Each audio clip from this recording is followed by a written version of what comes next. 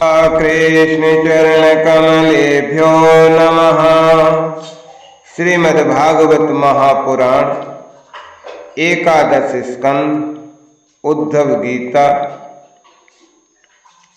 प्रथम अध्याय। जय राधा राधा जय राधा जय श्री राधा। जय कृष्णा कृष्णा जय कृष्णा जय श्री कृष्ण। सच्चिदानंद रूपाय विश्वयुतपत्याद हेतवे तापत्रय विनाशाय श्रीकृष्णाय वयं नुमः। नारायणं ऋषिकेशं गोविन्दं गरुडध्वजं वासुदेवं हरिं कृष्णं केशवं प्रणमाम्यहम्। तप्त कांचन गौरांगे राधे वृंदावनेश्वरी वृषभानुसुते देवी प्रणमामि हरिप्रिये। नारायणं नमस्कृत्य नरं चैव नरोत्तमं देवीं सरस्वतीं व्यासं ततो जयमुदीरयेत्। श्रीमद् भागवत के इस एकादश स्कंद के बारे में ये प्रसिद्ध है कि वेदों का विभाग, ब्रह्मसूत्र, महाभारत और अन्य महापुराणों की रचना करने पर भी जब श्री व्यास देव जी को शांति नहीं मिली, तब उन्होंने प्रेमावतार भगवत भक्त शिरोमणि श्री देव ऋषि नारद जी के उपदेश से अंत में श्रीमद् भागवत की रचना की, जिससे उन्हें शांति प्राप्त हुई। आदि पुराणों से छोटा होने पर भी वस्तुतः अत्यंत महत्वपूर्ण है। कुछ अनुभवी महानुभावों के मत में तो श्रीमद् भागवत महापुराण वेदों की क्षमता रखने वाला है और भगवान को अत्यंत प्रिय भी है। इसमें ज्ञान, भक्ति, कर्म योग आदि के साथ ही भगवान की विचित्र चरित्रों का ऐसा सुंदर वर्णन है कि जिसको पढ़ते पढ़ते मनुष्य आनंद सागर में डूबने लगता है। विद्वानों की बुद्धि की परीक्षा भी अन्य ग्रंथों में न होकर इसी में होती है। इसी से विद्यावताम भागवते परीक्षा प्रसिद्ध है। वैष्णव आचार्यों ने तो वेद, गीता और ब्रह्म सूत्र की प्रस्थान त्रयी के साथ भागवत को जोड़कर उसको प्रस्थान चतुष्टय बना दिया है। उनके मत में भागवत के बिना प्रस्थान त्रयी अपूर्ण है। श्रीमद् भागवत में कुल 12 स्कंद हैं, 12 ही रस से पूर्ण है, जिनमें दशम और एकादश तो सर्वोपरि है। दशम में पूर्ण पुरुषोत्तम भगवान श्री कृष्ण की मधुर लीलाओं का वर्णन आप लोग श्रवण कर चुके हैं और अब हम लोग एकादश में उनके परमानंद और परम शांति प्रदान करने वाले उपदेशों का श्रवण करें।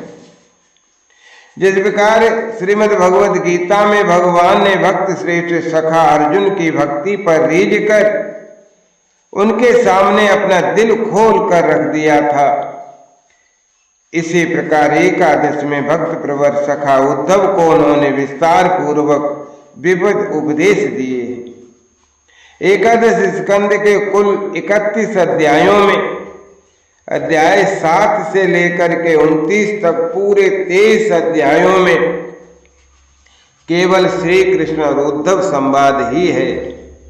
इसको उद्धव गीता के नाम से जाना जाता है।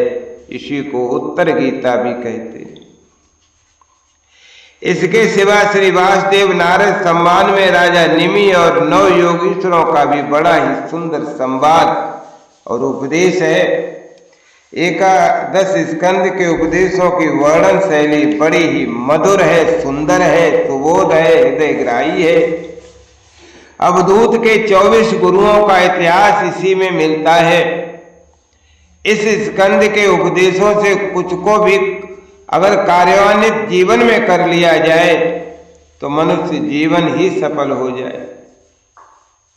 इसी से महात्माओं ने इसको भक्ति स्कंद की उपाधि से विभूषित किया है। आओ चलें हम लोग श्रीमद् भागवत के इस एकादश स्कंद को श्रवण कर जीवन का लाभ उठाएं। ओम श्री परमात्मने नमः। एकादश स्कंदः प्रथमो अध्यायः। यदुवंश को ऋषियों का सार।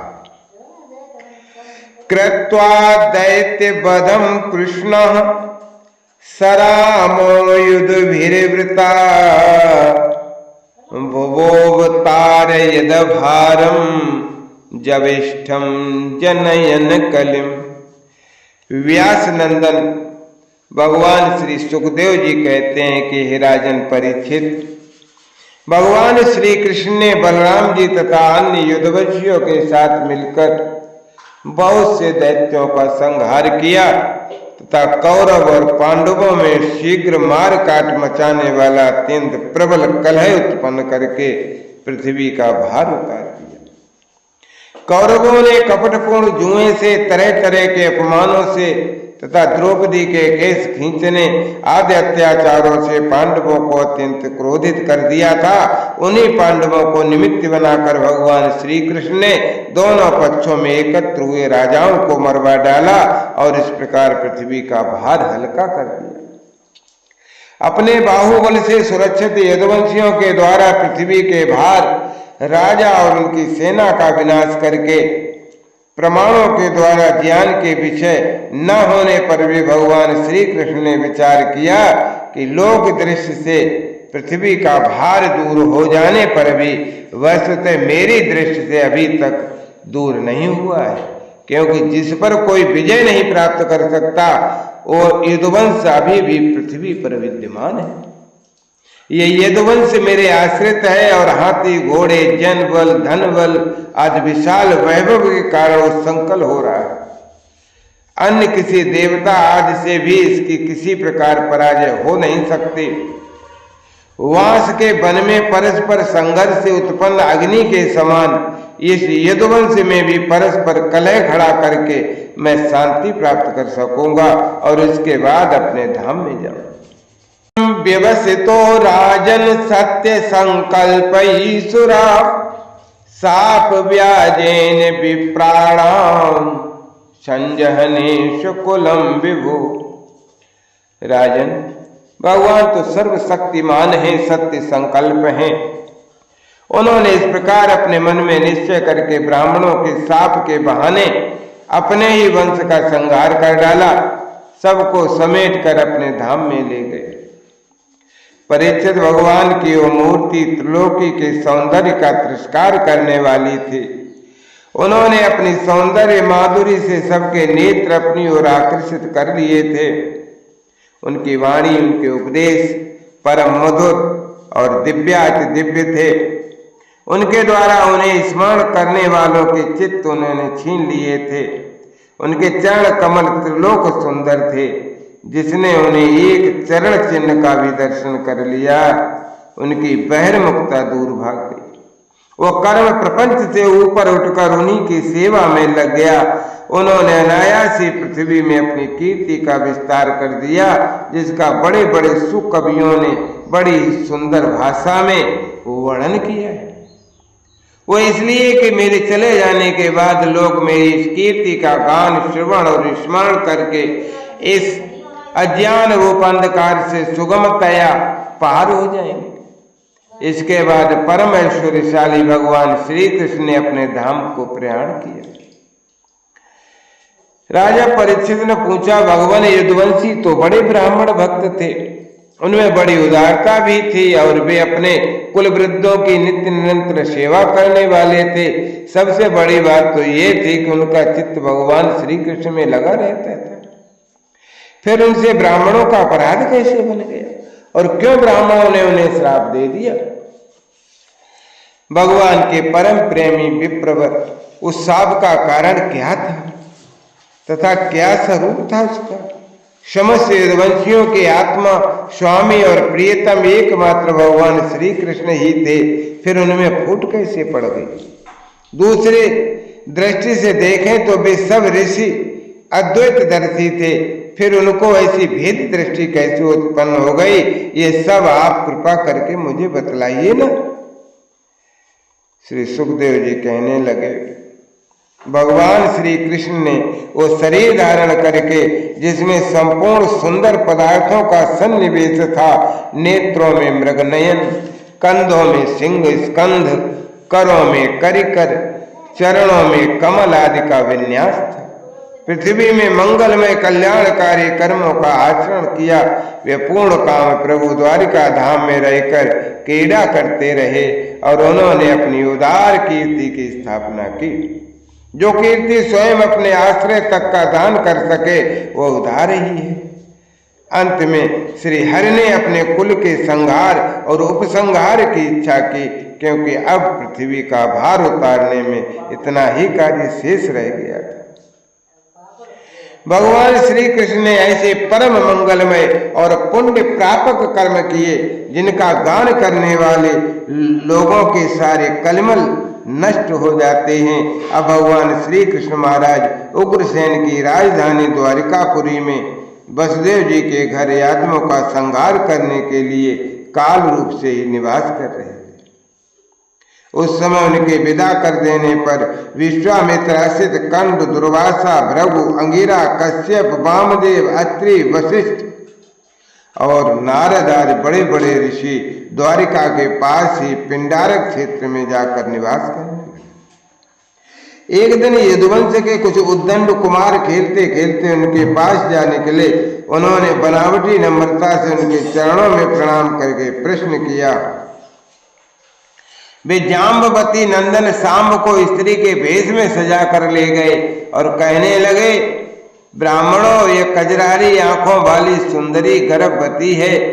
ये आपसे ये पूछना चाहती है, परंतु स्वयं पूछने में सकुचाती है। आप लोगों का ज्ञान अमोघ है, अबाध है, आप सर्वज्ञ हैं। इसे पुत्र की बड़ी लालसा है और अब प्रसव का समय निकट आ गया है। आप लोग बताइए, कन्या जनेगी या पुत्र?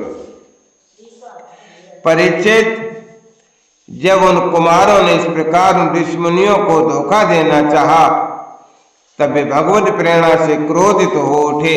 उन्होंने कहा, मूर्खो, जनयस्यति वो मंदा मुसलम कुलनाशनम। ये एक ऐसा मूसल पैदा करेगी जो तुम्हारे संपूर्ण कुल का नाश करने वाला होगा। और ये मुनियों की ये बात सुनकर भी बालक तो बहुत डर गए। उन्होंने तुरंत सांप का पेट खोल कर देखा तो सचमुच उसमें एक लोहे का मूसल मिला। अब तो वे पछताने लगे और कहने लगे, हम बड़े अभागे हैं। देखो, हम लोगों ने ये क्या नाटक कर डाला, अब लोग हमें क्या कहेंगे।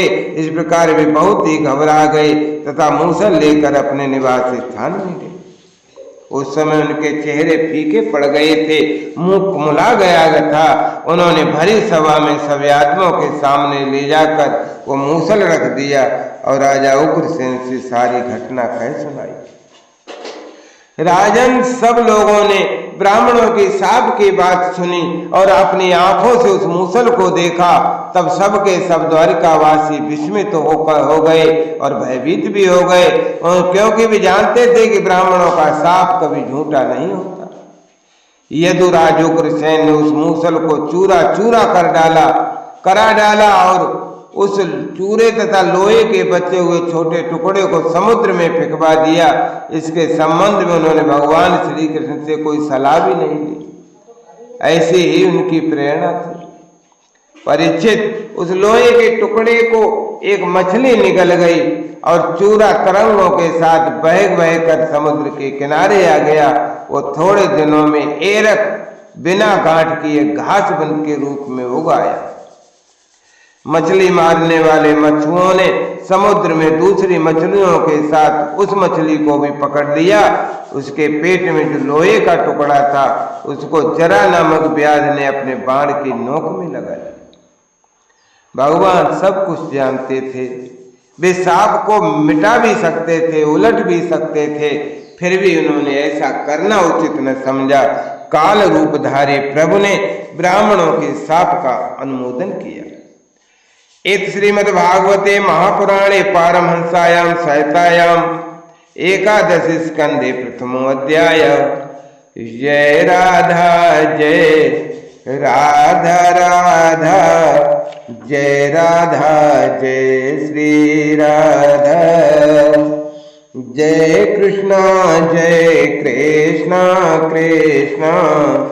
जय कृष्णा जय श्री कृष्णा।